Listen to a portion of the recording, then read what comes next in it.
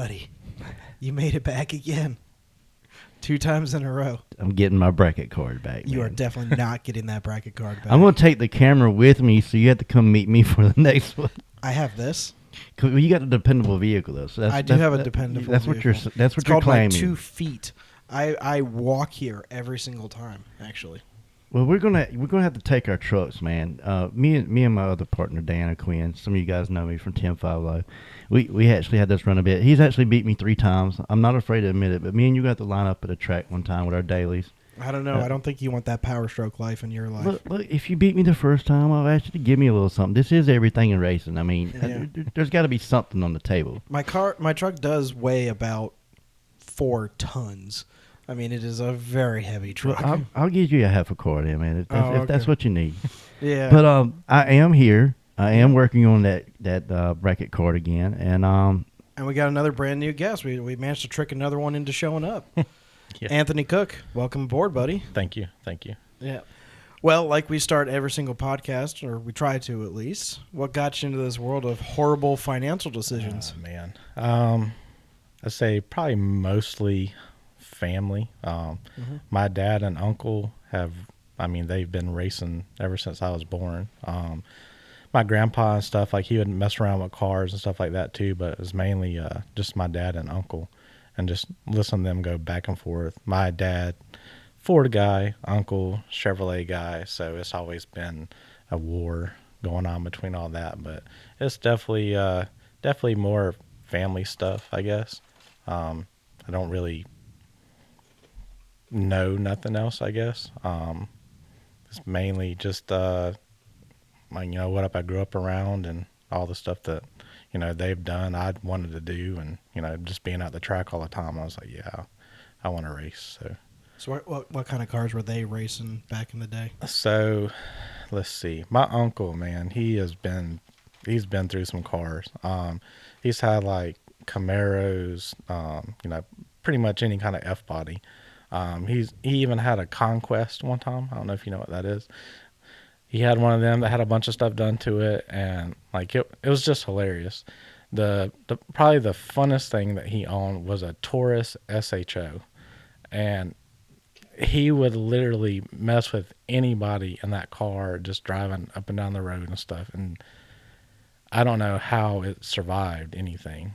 My dad that's always been Mustangs, always. Whether it's Fox bodies, SNs. He's got a new Mach 1 now that we've done some stuff to. He's got an F-150 that we got a Whipple and, pretty much, full tilt and everything on it too. So pretty much we got a little bit of everything, but it's always been kind of the Ford and Chevy thing with them too. So did you always ask your uncle, do you love doing wheelies, or is it just part of the gig? I mean, he probably does. He's crazy on a motorcycle, so it wouldn't be nothing to see him doing a wheelie all the time anyway. So yeah, I just know with those F bodies, they're wheelie happy. Oh, they're yeah, wheelie happy cars. Yeah, really happy. Yeah, that torque arm it puts in work in the back. That's for sure. Is that why the front of those cars look like a smiley face? Yeah, wee. Yeah, possibly. I've seen so many of them do that. Kiwi John, spoke with him just yesterday. Yeah, his car, I don't care what surface it's on, man. That F-body does that. So you grew up with them. Where did they race at, or where's your home base? Or mainly the road in front of the house is what he's going to say. Well, we actually driveway, as everybody can see. Where the shop where like I grew up on or whatever, we had it was called Shady Grove Road, and it had 2 long straightaways on it, and they would go out there all the time racing. My dad ended up taking me out there to race my uncle in my car, which is pretty eventful because it was like out there illegally street racing, but your dad's like, come on, like, let's go. So it's only illegal if you get caught. Yeah, so it was something else, but mainly we always went either to Fayetteville or Rockingham, and then of course Dunn Benson way back before it was Galat, we would go there too. That was pretty much it. That was about the main three that we would go to as far as like racing and stuff like that. I remember like our biggest thing was when like Rockingham brought it back, Civil Wars. We would always go there, and then that was like our main thing for the year. It was a good time growing up, you know. Just always cars, always. Nate, do you have a funny story or a fun story from Civil Wars? That event owes me 3 supercharger belts. That's why you go turbo. That's why That's I'm why you going go turbo. turbo. Yeah. Yeah, I should have bought stock in Gates belts last year. I just went through so many of those suckers. Lord have mercy. Yeah, I've had a lot of stuff with superchargers, but ever since I put my first turbo stuff on, like, nope. Anything I own, I'd love to put a turbo on it. So, what was your first race car then? 95 Cobra. 95 Cobra. Yeah, had a 306 in it with Eldorado heads. Nothing really crazy. I mean, it felt fast, but in reality, it probably only made like 300 horsepower. But that was the first car that I'd like really got into like racing and going to the track and stuff with and stuff. And then after that, it just kind of progressed and got faster and faster. Yeah. So, That's how it goes for most of us. yeah. Yeah. Sometimes. Yeah. Right now, I'm kind of stumped right now, and just it's like no matter what I do, I can't. I'm trying to go faster, but it's like barrier after barrier after barrier. But we'll get it. We're sorting through it. So you started out with that car. Where did you go from there? The next car, or was there a certain buddy that beat you and made you go to the next car? Or no, not really. I ended up selling that car, and I bought a.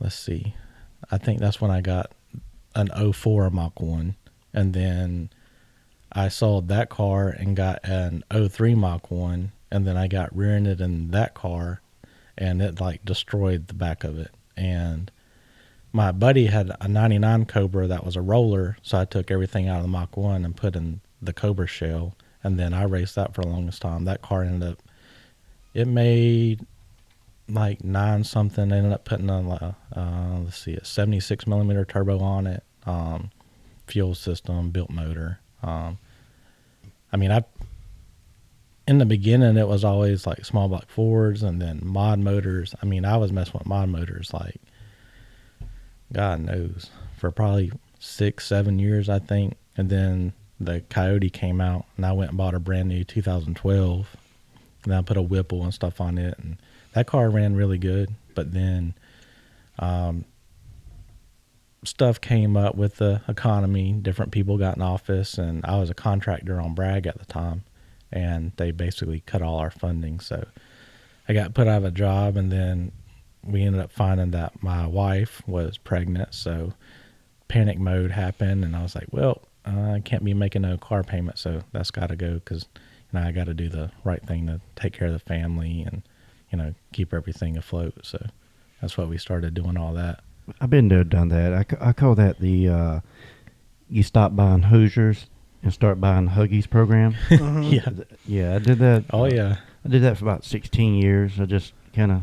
Well, and if we can make like a small like PSA, if you want to even call it that, I have a total respect for all racers, but if I find out that you're cutting your family short just so you can enjoy your racing hobby, your car hobby, I lose all respect for you. Yeah, it's like I race and stuff, and I have a small family, but we have very strict rules on when I can spend money on it and when I can't spend money on it.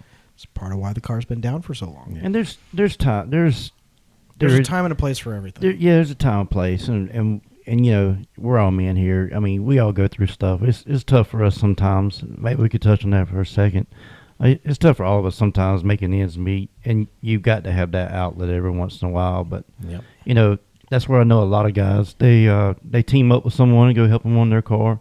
I mean, it might not be that you can get out there in yours at the current time, but that doesn't mean you can't spend the $20 to go hang out at the track and check tire temps. Yeah. Make sure your buddy's safe. I mean, it's really cool to get a fast time slip and go fast and be proven.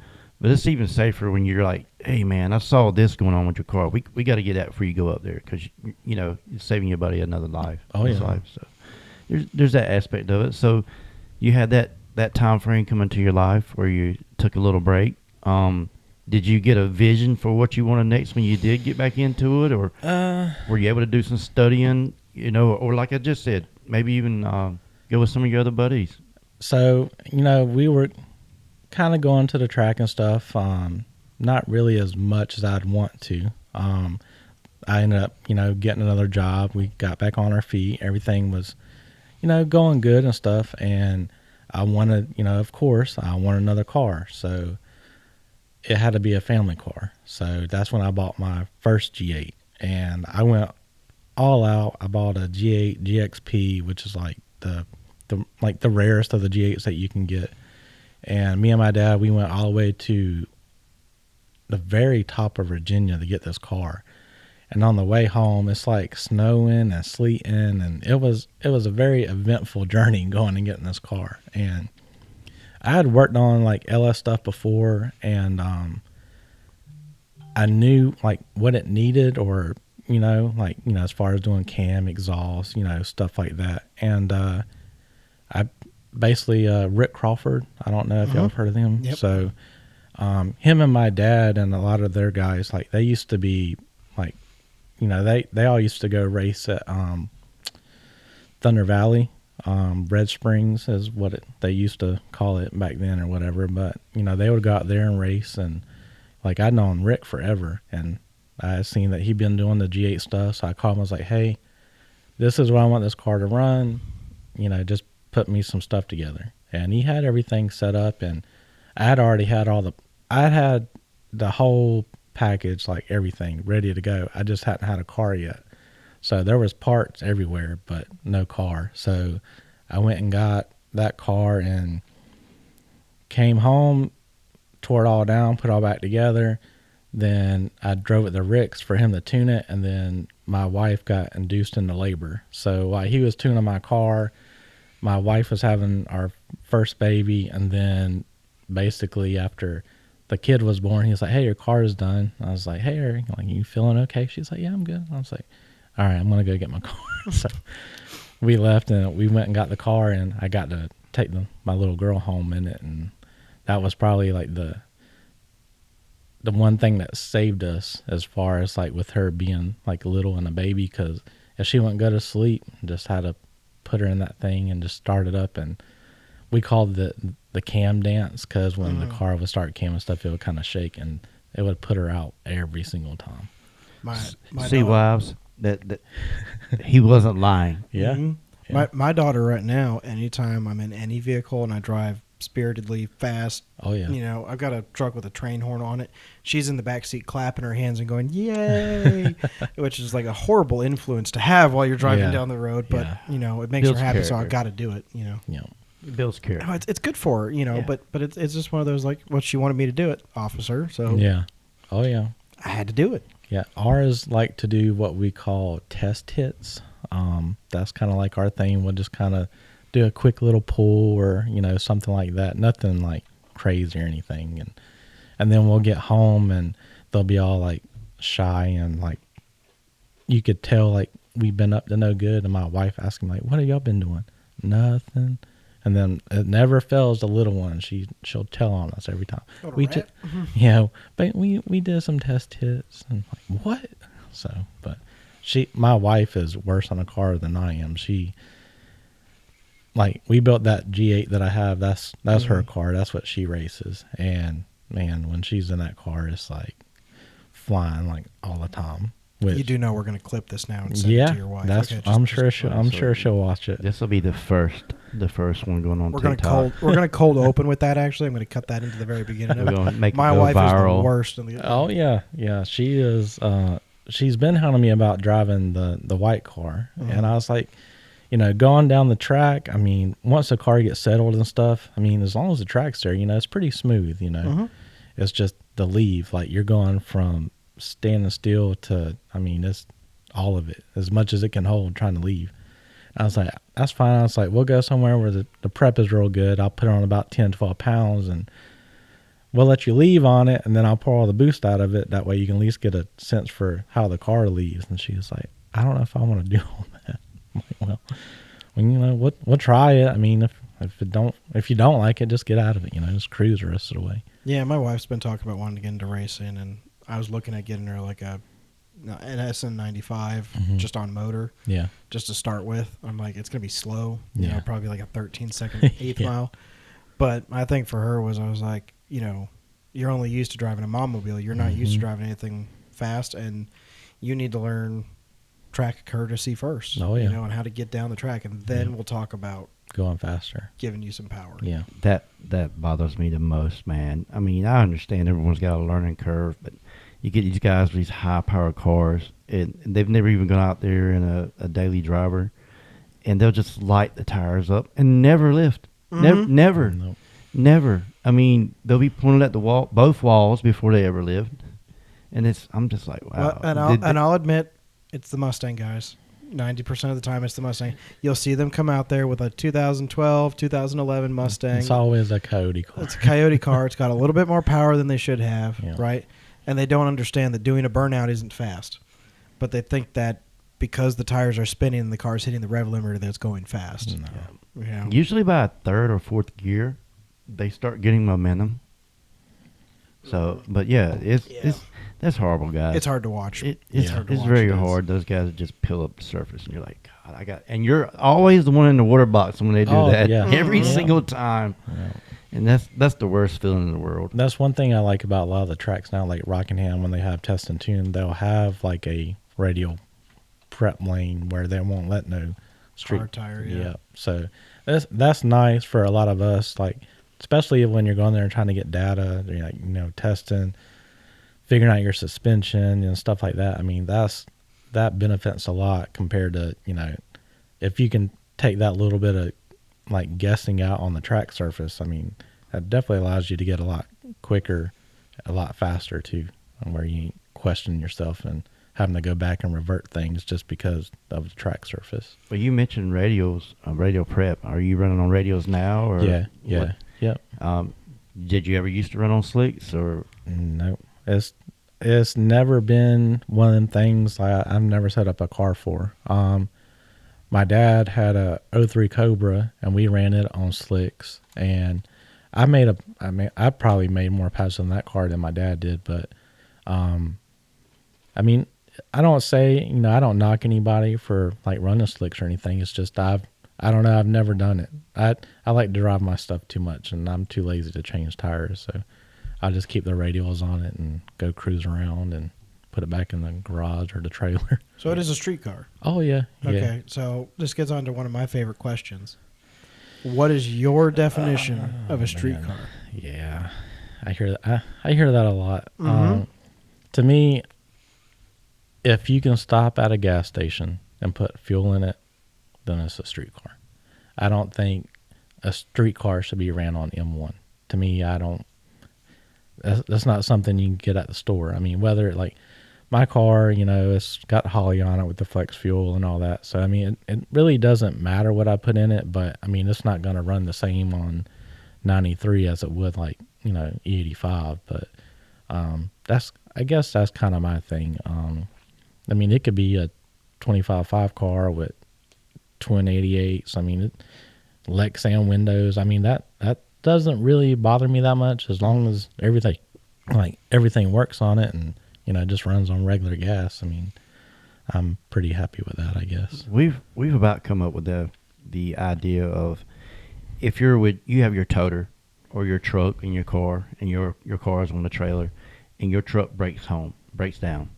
Can you literally back that thing off the trailer and legally drive it home no matter how many times you have to stop to get fuel? Could you literally drive it from there home to get home? That's in my opinion, that makes it a street car. Is it a pro mod with tags? I don't know. We get to stop at every gas station or carry a can with you because you can't make it to every station. But literally, can you drive it from wherever you break down at? If you miss a turn going to a track or, like a buddy we had on. Yeah. In my opinion, that's what makes it a street car. Now, a lot of these struts and stuff that people have, man, God bless them on our North Carolina roads. Oh, yeah. Yeah. Wheels too. So it's rough. It's rough on some stuff. It's actually been a couple months ago. A good friend of mine, we were all out the track racing at Rockingham, and he's got a 6-gen Camaro, and he broke I think it was either the diff or the axle. And he was like, man, I don't know how I'm going to get it home. I was like, look, buy the fuel to top my car off. We'll put it in my enclosed trailer, and I'll drive my car to the shop, and we'll tow yours to the shop in the trailer.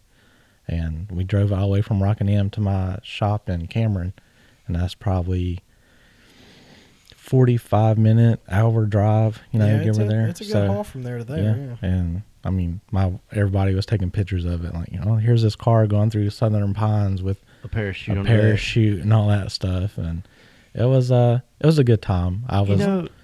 And I love drag racing, but honestly nowadays, if I was building a car, I'd build a car just for that aspect, because as a kid I used to see hot rods. Mm-hmm. Mm-hmm. And that's what I'm looking to build next. So Nate, I might not never outrun you, but I'm going to be cooler than you, man. I'm going to be cooler. I don't think there's any disclaimer look, there. I've got never. Never will outrun me. There is hope. There is hope. There's no hope. You might forget to top off fuel. I might slip. I might slip your barring your me crew. making a horrendous mistake that blows up my motor, you will never beat me. Well, I could even give you everything in racing, and you'll still never beat me. Lord have mercy. But well, that's cool. So you never transitioned from slicks over to radios, but no.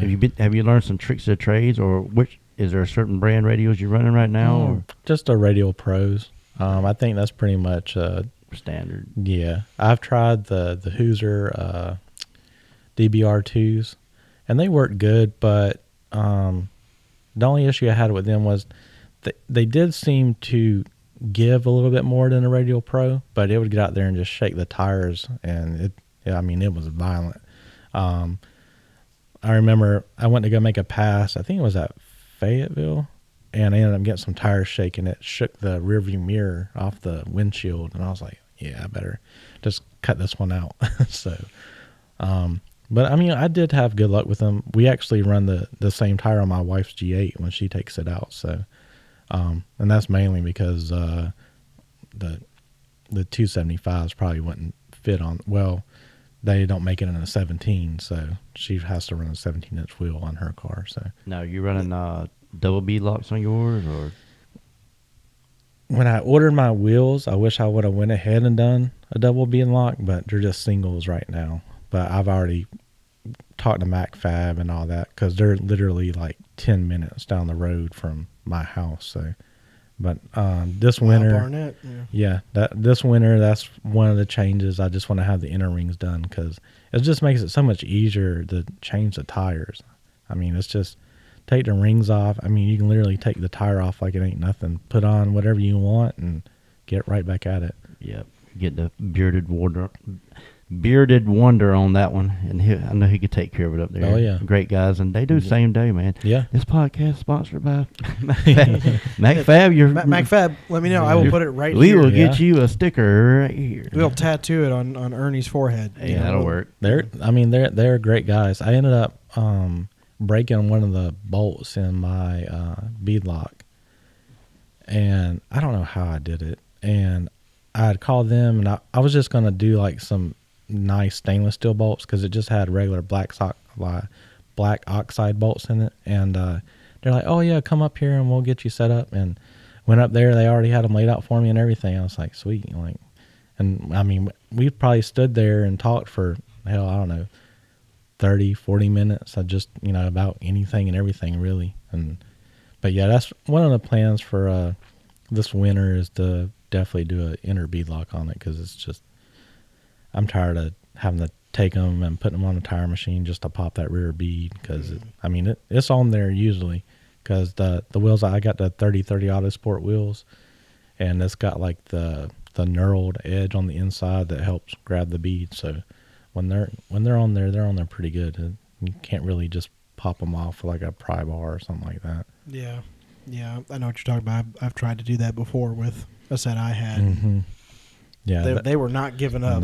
No, the bead's so little, that knurled edge. It really does put some grip on that bead as far as on the inside thing.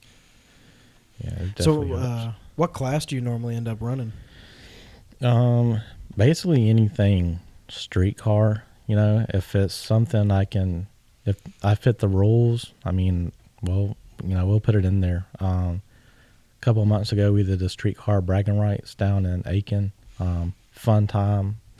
I've heard that's a fun race. It is. It is very fun. There is a lot of fast cars. I went down and I just put a new converter in the car. We didn't have like no data, and it was so hot that the track was just so greasy, and I got one solid A to B pass, and then every other one it'd get out about 80 feet, and it just as soon as that converter would couple, it just knocked the tires off of it.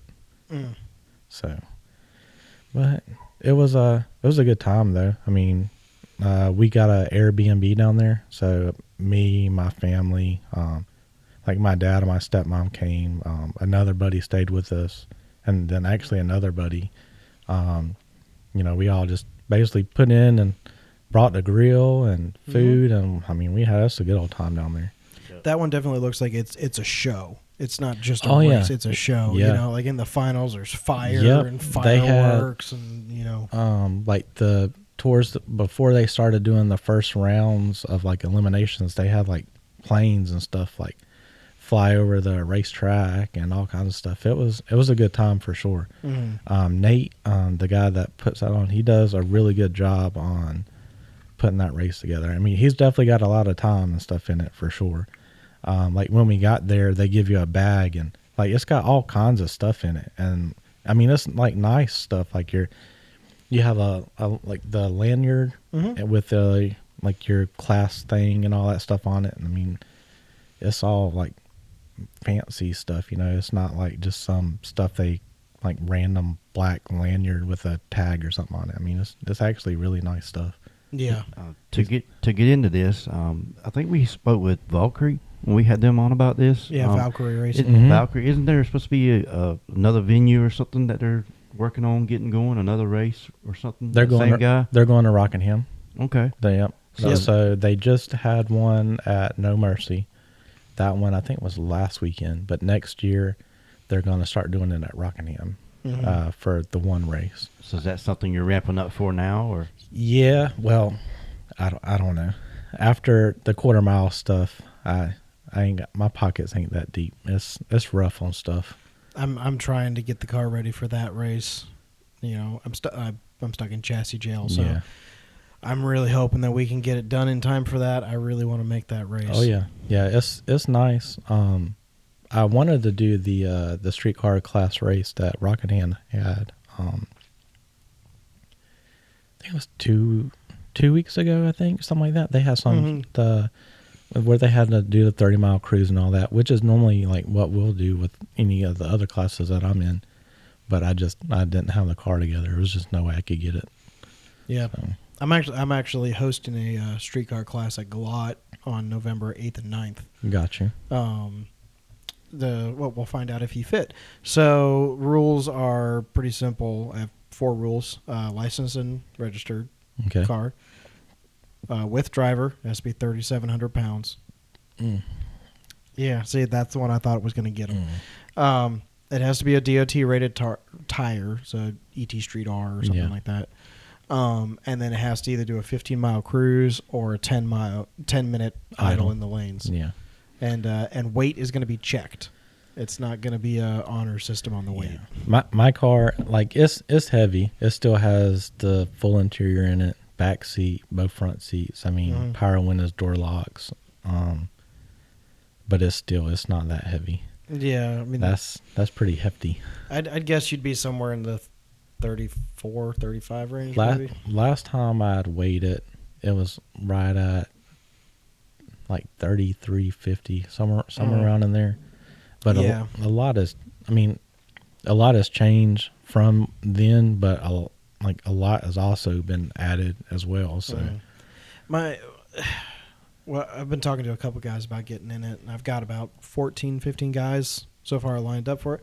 And I kind of envision the class being right around that 550 range, because I love going to Galot, but they pretty much do like the 28s all out class. Yeah. And I'm like, unless you're gonna run like a low 4-second pass, you basically Yeah. have no hope, right? And that's the thing, like with my car, is like I'm stuck in the middle of that. And that's why it's so hard to be competitive in certain things, because like I can meet the rules for the street car class on some stuff, but then on other stuff I can't.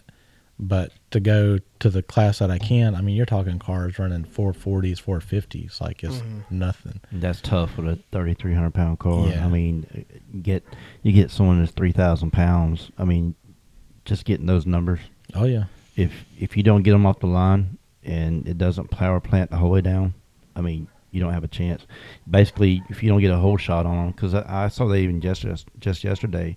I saw his car, it was way out powered, but the guy got the whole shot. I mean, if he's got to catch it, he's got to hit that scramble. Yeah. That's most of the time. That's the only way you're going to beat him. If he's out powering you, if you can get that whole shot and he feels like he's got to catch you, there's a good chance he'll screw up. Yeah. So I can understand. There's a lot of guys I know, and they're at that position. They're about got their cars maxed out on power, or they can spend another $5,000 to get it faster. Well, you and I both know this is what situation he's in now. You spend the $5,000 to go faster. Where's the $5,000 for safety? Yep. So, do you stay where you're at, or you sit and watch other people race, or do you try to wait and go ahead and get that other $5,000? In my mind, you can't do just the $5,000 to go safe. No. I mean, to go faster. And if you go safer, a lot of times you're going to add a little bit more weight. Always. I mean, you're going to cut stuff out, but at the same time, you're going to add some weight. Yeah. You figure you cut out a piece of sheet metal and then you're putting 3 bars in its place. I mean, it normally it's more weight putting safety stuff in than it is taking stuff out. Yeah, and you put the bar in, you could save a little bit of that weight changing the seat back out, but then you're looking at another $400 to $700. Yeah. I mean, so it's a fine line, and it is very expensive to compete on those levels, and the purses are usually fair for those fast races, 28s, but I mean, God, the money you got to spend to get there. So, like what you're doing, you can go to the gym this weekend and borrow about 300 or 400 pounds to get in Nate's race. But to get in them 28s race, man, that's a tough field. Yeah. So I commend you on even doing that, Nate. Well, it's been fun. We've got a couple guys on board to sponsor. I'm my company VDH Plumbing is throwing $500 at it. Modify My Stang is throwing $500 at it, and then Wicked Performance is also coming on throwing $250 on it. So the track said they're going to throw a little bit of money at it maybe, and all the entries go on top, and I'm pushing to try and get like 20 guys there. And so if we can get enough money at it, make it like a $4,000 pot, I think we're going to have some good racing. Yeah, that'd be a good payout. Yeah, really good payout. Yeah, I convince guys to throw a couple $100 in their cars. Go, well, I mean, it looks like $4,000, $5,000. Yeah. And look, if I got 32 cars for it, that would be awesome. Yeah. But I did have a couple guys with 4 cylinders and 6 cylinders. Well, the 6-cylinder one was a GTR, and he was asking me for a weight break, and I was like, no, absolutely not. You're not getting a weight break. And then I had a Honda Civic guy asking me for a weight break, and I also told him, no, thank you. We're gonna have the rules be the rules. I was like, because like for a Honda Civic, the amount of weight break I'd have to give them is like 1,000 pounds almost. Yeah. Yeah, it'd be a good chunk of weight. Yeah. And I don't know. You've done a lot of streetcar takeover events. Yeah. Who's the most likely to oil down the track? It varies. Yeah. It's generally those manual guys and the stick shift Hondas. And I love you guys, but you guys don't put belly pans on. You don't put diapers on. You don't. And now the event's down for an hour because I got to clean up oil from the 8th mile to the quarter mile. We went to I went to streetcar takeover in Charlotte and planned on running. Made my one qualifying pass. Felt good. Got out of the car, put my parachute in the trunk, got to drive back to the trailer.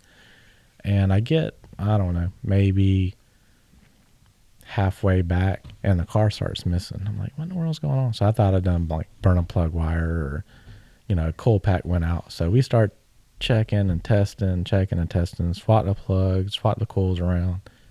Couldn't get a cylinder back. basically I was out of the race, but the guys at Streetcar Takeover, they let me I actually trade my stuff in and let my wife race. So she got to have fun with her car and the G8. And I mean, we were still there. We still got the race, have fun, and it was a good time. But I ended up getting an intake or exhaust valve on one of the cylinders of mine. So it just like killed me for the whole thing. So it's just like, go figure. I love that race. That race. Oh, yeah. Z-Max is amazing to race. Yeah. At. It was. I wish they would just change when it is, because it was just so hot, dude. God, it was hot. And so I have an enclosed trailer, and I actually put a mini split in it. And I mean, it works like it works phenomenal, but I mean, all you want to do is sit in the trailer because you walk outside and it's just like you're melting. It was just so hot there. And I felt bad for my wife because they would call them to the lanes, and then she's sitting in the lanes and she's got her helmet on, and I got a couple of pictures of her. Her face is just like beet red where she's just like burning up. But it was just, I mean, it was hot. It was hot. Honey, you said you wanted me to help you with your weight loss program, so here you go. Yeah. Sweat it out. Yeah. She was definitely sweating there. But I mean, it was a good time. Any event like that, like streetcar bragging rights, streetcar takeover, any of the stuff like that. I mean, even if you go to watch, it's always like usually a pretty good time. You know, there's a variety of different cars there and like exotics. Like, you know, there was twin turbo Lambos down there racing and all kinds of stuff. I was like, man, there's some money, like some money down here. People are racing. I was like, I don't know how, but they're doing it. If my class had gone on to another round, we ran into curfew for my class. I was going to have to run an SVJ next. Lord have mercy. And I was just like, all right. Yeah, I just have to give it. I'm going to kill him on the tree. Yeah. Hope he brought enough. Yeah. Yeah. Yeah, that dude got lucky, I'll be honest, because not against me, he probably would have beat me. But like first round, he had a broke bye. And then second round, they just gave him the bye. Right, so he never had to run anybody the entire day. Jesus. And I was like, why does the guy with the most expensive car get all the bye runs? Just like, make that guy run everybody. Yeah. Yeah. Well, you said you do this on the side, you know. What else you do on the side, man? You told us about your history of racing. What else you into with the automotive field? Basically, car stuff wise, you know, it's just basically the racing. In Sanford, there's a bunch of guys. They do like a cars and coffee thing one Saturday a month. So we'll take all the cars there. We always pretty much try and go, you know, help and spectate or, you know, do whatever to, you know, help other car people, you know. But other than that, I mean, it's pretty much it as far as cars. So do you do this for yourself? You do it at a shop or? Yeah. So I have well, it's my dad's shop. It's a building that he has, and it's basically we turned that into like the mechanical area. So I'll do all the mechanical stuff and anything over there, and then he does paint and body work. So that's what he does for a living. Is there a name for that? DC Auto Body. DC Auto Body. Mm-hmm. So are you doing like stuff for other people or other racers, just friends, or? Basically, I've gotten to the point to where I just kind of do what I want for who I want, I guess. There's a lot of people out there that will waste your time for whatever reason. Like, hey, can you get my car in? And like tell them like, yeah. And then, you know, you never hear back from them, or you'll send them like a build sheet and an estimate with like, you know, people don't think about like how long it takes to go through and compile like a list of parts and components and stuff to put a build together. And like not even like a large build, like just doing a can swap, you know, in the LS. I mean, a lot of people don't think about the time to put that together, then figuring labor, then like your materials, your fluids, you know, the machine shop cost to get the heads done. And then you send them that and you're like, all right, well, you know, let's get an appointment together. And we put an appointment together, and then you never hear from them again. But then you'll find out like they just basically just took your stuff, ordered all the parts, and then had their cousin do it or something like that. Yeah, but the downside with that is having my father being a mechanic and him taking me to a lot of shops. A lot of folks don't understand. A lot of times you can't just go buy a cam set and throw it in your car. No. You might can, and it might operate halfway decent, but a lot of times if you put a longer stroke cam in there, sometimes you got to get shorter rods, push rods, or you got to have different rocker arms, or you got to take into account the valve springs. A lot of times you buy a cam set, you got to have the valve springs to match the cam set. Correct. I said, so the clearancing and all that, I mean, when you're paying someone for a job, the installation and everything, you're paying them for that knowledge of all the clearances. Russ, you're buying a bunch of parts, and you're going to do it all over again, probably with a new block, because you just slap that stuff in there, and it's not clearance or calculated. Yeah. Especially, first question I'd ask someone is, how hard are you going to push this thing? Are you going to daily drive it, and every once in a while? All of it. Are you every once in a while going to pass 4 cars on the highway, or are you going to be dogging it weekly at the track? Yeah. So, like with the LS people, it's always, I want the chop. I want it to chop. Like, okay, well, like if you want the chop, but you also want it to run good, like to utilize that, like you need a stall converter. Well, how much is a stall converter? You give them a price for a stall converter, and then labor to put it in, and then of course, getting the tune and everything done. You're like, well, is there like a cheaper thing? Like, I'm like, that's like get a really sound system and roll the windows down. Yeah. I'll give you the YouTube link. Yeah, I actually did that one time. I was driving my wife's turbocharged little Kia, and we sat forever to get into an event in the road, and these people were right behind it. I mean, they were right in front of us the whole time. When we got ready to get into the venue, we happened to be able to pull side by side because there was that many lanes to get in there. yeah. So I said, watch this. She said, what? We had a premium sound system in that car. I found a cam link for someone had recorded their car. So I rolled all the windows down, turned the radio up, and I just jacked that thing up. And they turned and looked at me like, you been behind us the whole time? We never heard it. It was hilarious. You should have seen the faces on the people. Imagine. Yeah. I can imagine. Which that brings me to a question that we normally ask. What's one of the weirdest or wildest things you've done to make it to the next round of racing? Whether it be borrow your part, offer something you wouldn't normally do, something that happened on the way to an event, on the way home from an event. You told us earlier that you let a buddy borrow your car trailer, and you drove yours home. Yeah. What's the part that broke that you managed to get to the next round? You put a tie strap on it. What's one of the craziest things you remember? We were at a race. I can't remember. I think we were in Darlington. I think we were just testing. And Darlington is a pretty good drive for us. And we went down there and made one pass. And I got about to the, I'd say about the 330, and I noticed that my fuel pressure was falling off. So I, let out of the car, came back, and pulled it up, and my battery voltage was gone. I'm like, what in the world? So I started the car up, wasn't charging. So we ended up taking the alternator off my Silverado, putting it on my car so we could go test some more. So Nice. we weren't about to drive 2 hours to make like half a pass, and like, nah, it'd be all right. Now, if that was a Ford, he would have to have one within 1 to 2 years of his Mustang, in case you weren't aware of that. But his Silverado, he's probably had about a 10-year gap. So, Well, I mean, because every LS is exactly the same as the other. They put different numbers on it so that you guys believe that they're different, but they're not. Yeah. I'm pretty sure a 5.3 and a 6.0 are the exact same motors. For the but most there's part. no difference. insert They just say that they are. insert right here. Nate would say, well, if it was a Ford, it would never quit in the first place. Oh, no, I will fully admit that mine has flaws. It has lots of flaws.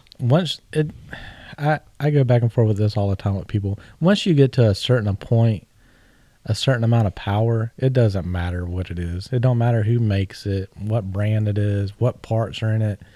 I mean, once you get to a certain point, I mean, something's going to break. I mean, I've got guys, that I've done stuff for, and like, oh, I want to make it fast, and like they'll buy a blower setup, and we'll put a supercharger on it and all this stuff, and then they get out there, and a week later, like, hey man, I went to go make a pull, and it was like the car just wasn't going nowhere. Like, well, yeah, now it needs the clutch. and now it needs a clutch. Well, how much is that? And like, when you tell them, give them labor, like, oh man, okay.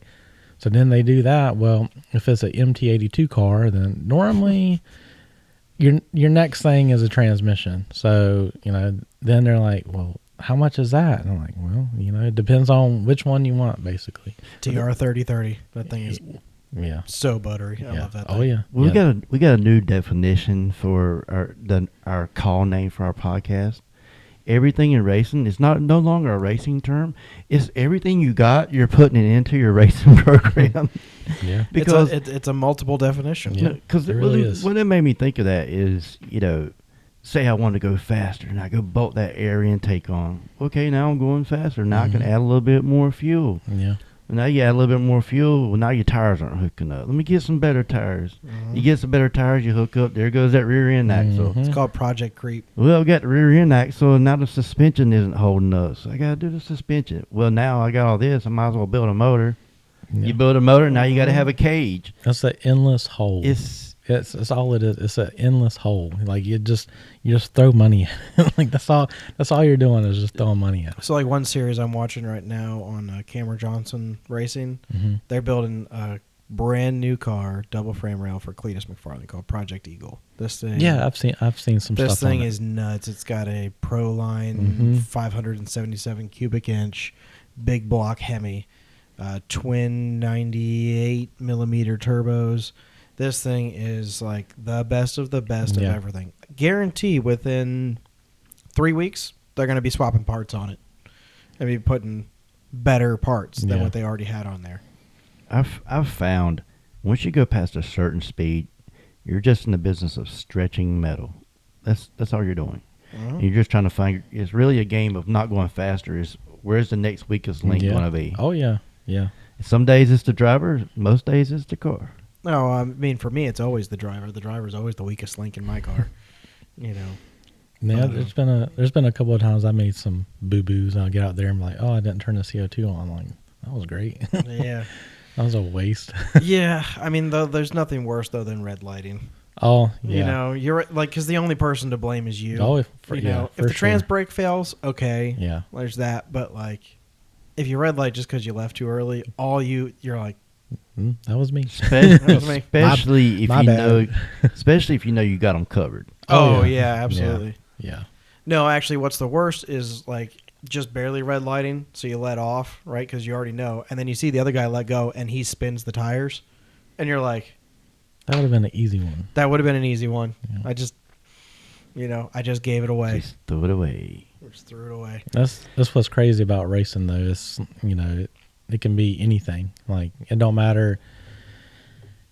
The car next to you could make 3 times the power that you make, but he might get out there 60 foot, knocking tires off of it. And then, like, is he gonna run you down, or are you gonna be able to get out there far enough? I mean, that's one thing I can say about like drag racing. I mean, when you get to the line, I mean, it doesn't really matter what you have car wise. I mean, because like red light, knock tires off. I mean, break something fail. I mean, I've seen cars just shoot the drive shaft out right there, and then like, oh well, I guess I gotta push it back. I mean, that's one thing about racing. Like it'll definitely kind of level stuff out at some points, but sometimes you get lucky, sometimes you don't. I mean, just that's the name of the game, honestly.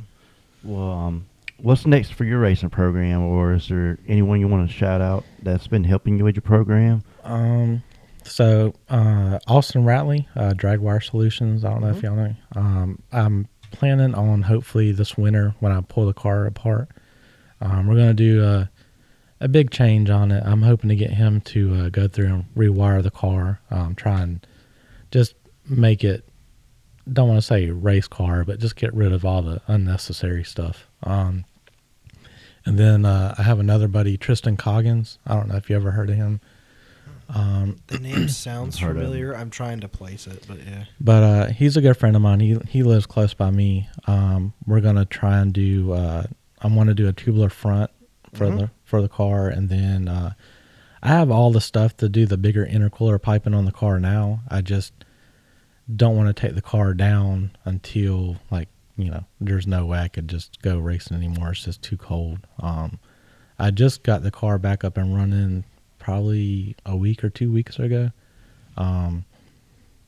Since it's been down since SCT Charlotte, and it would have been an easy fix, just throw a new set of exhaust valves in it and be done with it. But you know how it is when you can't help yourself. I'm there. Yeah, so I ended up getting a different set of heads, and we make some other changes, like with the transmission and stuff. So now it's back together. We've kind of played with it, just like getting the spool time and everything good for like the turbo and stuff on it, and basically just waiting to try and find time to take it somewhere and test it. But I'm hoping this winter we're gonna make some changes, try and get some more weight out of it, but I still don't want to get it to where I can't drive it. My kids, honestly, I probably would have.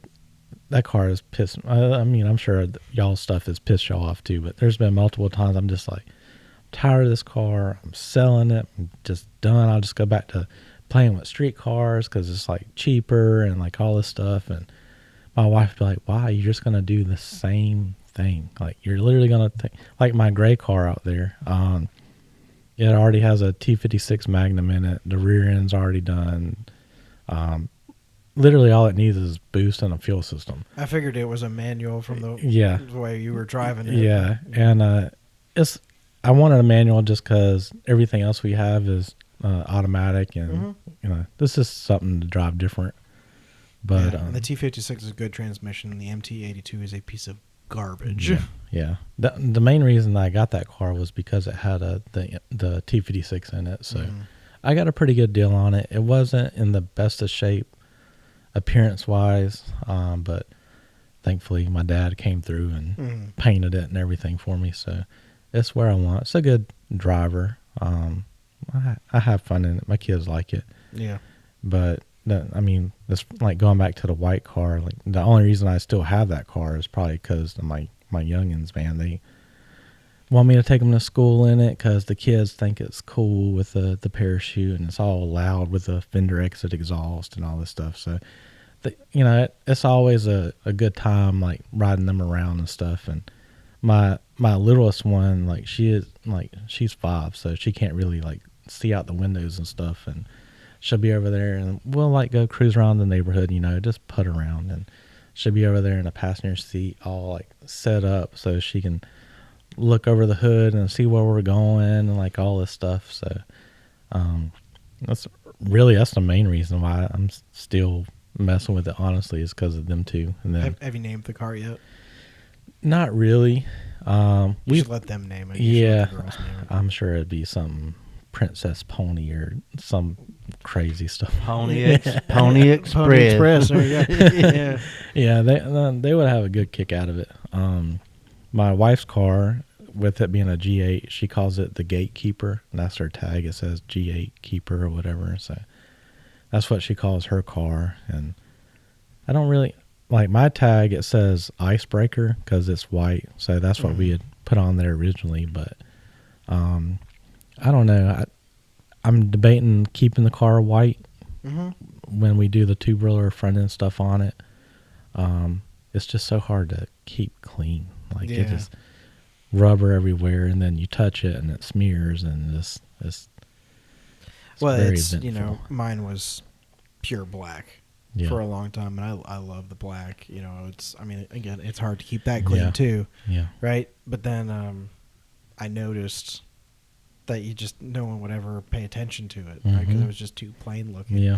And so you had to like kind of bug people every now and then to be like, "Hey, why don't you take pictures of my car, man? I'm here too." Yeah. So I put the flag on the side of mine, and it made all the difference in the world. Yeah. I always say, like, if it's going to be a race car, it's a street car, but it's a race car. Yeah. At the end of the day, make it stand out. Do something funny about it. If your girls want to call it Pony Express, fine. Put a My Pony on the side, right? What's more embarrassing than being beaten by someone with, like, I don't know, what's the name of the ponies in My Little Pony? You should know, right? I don't know. Yeah, I don't drive a Ford. or something like that, So, funniest story, a friend of mine on Facebook had commented about, it was something about it, like LS Swap Mustang, and it had the rainbow dash pony or whatever. Mm-hmm. And I commented, I was like, well, Rainbow Dash is literally the fastest pony. So, I mean, it kind of makes sense why I'd be LS1. Yeah, maybe you could do one of the My Little Ponies on the side, and then like a rainbow coming off the back of it. Yeah. You're gonna have to put one of those in the hood and shoot a screw from the bottom side. Your dad's about you can have the hood repaired. Yeah. Yeah. Just have one as a hood ornament. Right. Yeah. That's something else with the kids, man. You're gonna be getting them a junior dragster before you know it. My little one seen, where so Power Wheels Racing has became very big. Yeah, and, I've been looking at that. And my little one seen some little girl that's I think it was like a yellow Corvette or something, and they were like doing little test hits and that stuff, and she like brought me the phone and they're like, "Daddy, I want one of these." I'm like, "Good Lord!" I'm like, y'all are killing me. They're taking gaff tape or duct tape and they're turning it backwards and wrapping it around the wheels so that they're sticky, and it'll take off. And they're putting wheelie bars on the back of these things. I've seen them where they're actually doing it inside of buildings. Yes, they're going like 60 feet or something. Yeah, it's like a 60 and foot hit. they're prepping the concrete. Yeah. Yeah. You know, and those kids are. I mean, they're doing like 60 feet in like 2 seconds. Yeah, It's like nothing. Yeah, like they're 1.8 or so. Yeah, they're moving. Well, it comes down to the same thing. It's given dads an opportunity to get their kids into racing, and the dads are like, "I'm on board. I'm doing it. Yeah. Like the kid wants to do this. I'm on it." Yeah. You know, I would do it. Rosie's got a little Mustang. It's outside right now, right? If she wants to start doing that, heck yeah, I'm going to put a 48 volt battery in that sucker. Turn those wheels into real sticky, and you've seen my driveway. Yeah. I'm not afraid to put black marks on it. I do a occasional launch of mine all the time. My wife is like, "Why do you do this?" I don't know. I actually had a very good reason for mine. Again, we were losing belts all the time, and I was tired of we'd test it here, and I'd step on it in the garage and stuff, and it would be fine. But the moment I put it under load and really got on it, it would lose it. I was tired of going to the track and finding that out. Yeah. So I just put it in my driveway and sent it to the limiter in my driveway and held my foot on the brake and first, second, third, and it stayed on. I was like, yeah, there we go. We're good. Good deal. That was the last belt I ever sent away. So, last thing I would ask you, what turbo you run on your car? Is there a certain one your favorite of, or? So right now I have a Forced Inductions GT55 on there. That's a 88 millimeter. It does good. I mean, So it's a single. yeah. I can't afford two. It was hard enough to get the money for the one. So I can only do one. I'm going twin. So. Yeah. But I'm a Coyote, and Coyotes love a twin turbo setup. Yeah. But it's got a Forced Inductions on it. Is it the best? I don't know, but I mean, honestly, I don't have anything to compare it to. I know HP turbos, they're starting to be real popular now.